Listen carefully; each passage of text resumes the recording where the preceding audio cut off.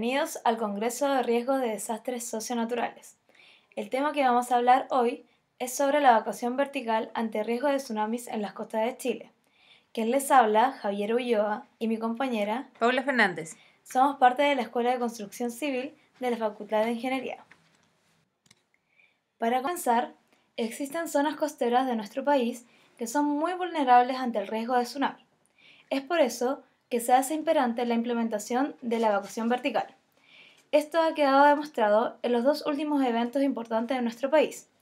En el siguiente congreso explicaremos qué es una evacuación vertical, para quiénes sirve y por qué es mejor, teniendo en cuenta el diseño y las cargas que deben resistir las estructuras, en caso de un eventual tsunami.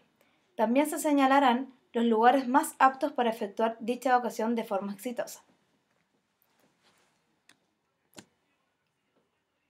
¿Qué es la evacuación vertical?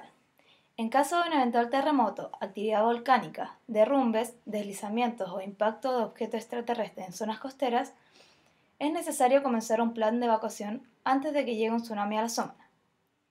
Para esto, existen varios tipos de estrategias para mitigar el riesgo. Entre ellas concurre la evacuación vertical, que es recomendable cuando no hay tiempo para evacuar de forma horizontal a zonas elevadas, entre el lapso terremoto y tsunami, y debes recurrir a una estructura o montículo con altura y características considerables para minimizar el riesgo ante las olas. ¿Qué factores incentivan a construir estructuras de desalojo vertical? Los factores principales para incentivar la construcción de estructuras de desalojo vertical es que existan amenazas de un eventual tsunami y que por topografía de la zona no sea una opción la evacuación horizontal, debido a los largos trechos entre la zona de seguridad y zona de peligro y el tiempo de desalojo disponible.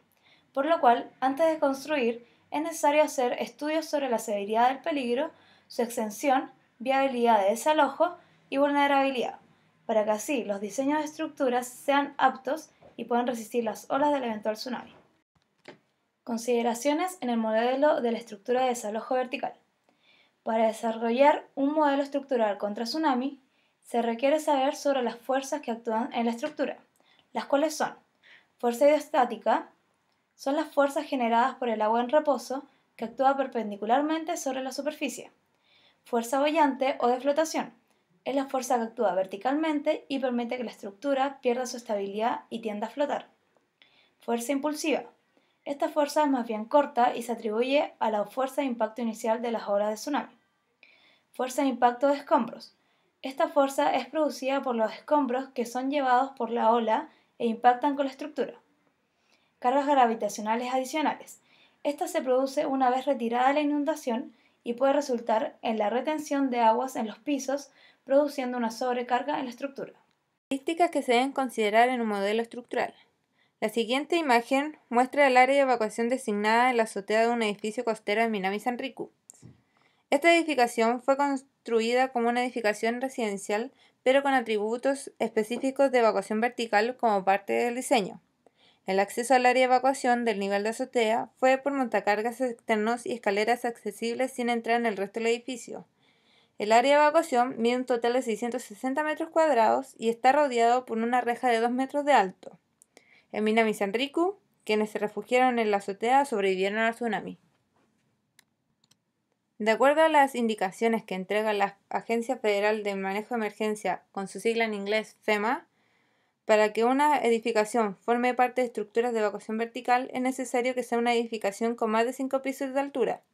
Debe tener cajas de escalas lo suficientemente anchas para albergar una gran cantidad de personas y debe contar con un fácil acceso a la zona de azotea.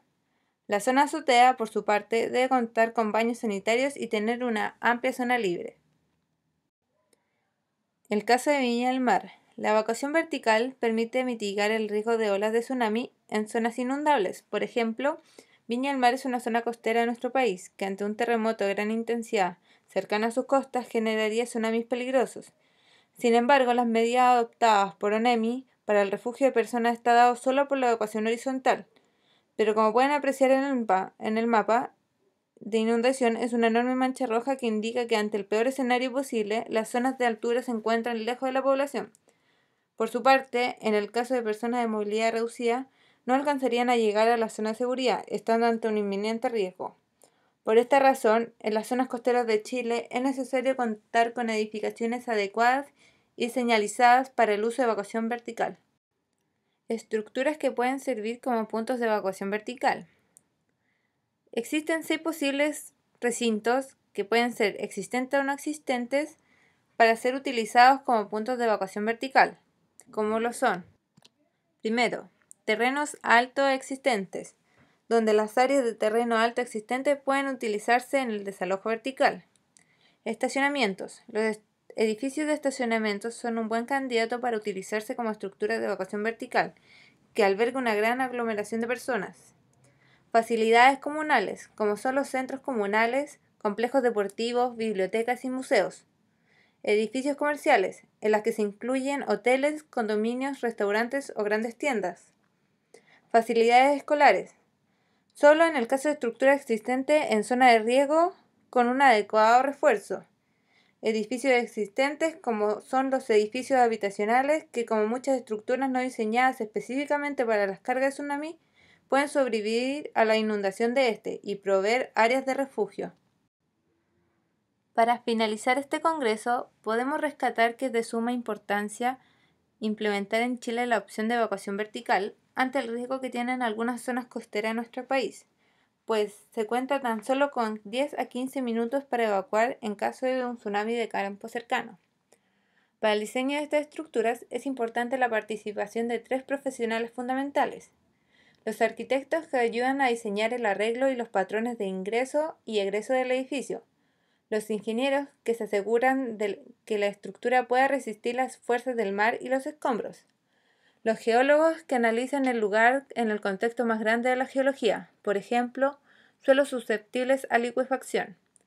A la hora de realizar el diseño de estructuras resistentes a tsunamis, el ingeniero debe considerar las fuerzas hidrostáticas, hidrodinámicas, bollantes, impulsivas y gravitacionales que el tsunami ejercería. Otras consideraciones, tales como la orientación de la estructura, también deben tomarse en cuenta. Pero no basta tan solo con eso, pues es necesario además implementar en el diseño de estructuras características que permitan la entrada y el albergue de grandes aglomeraciones de personas.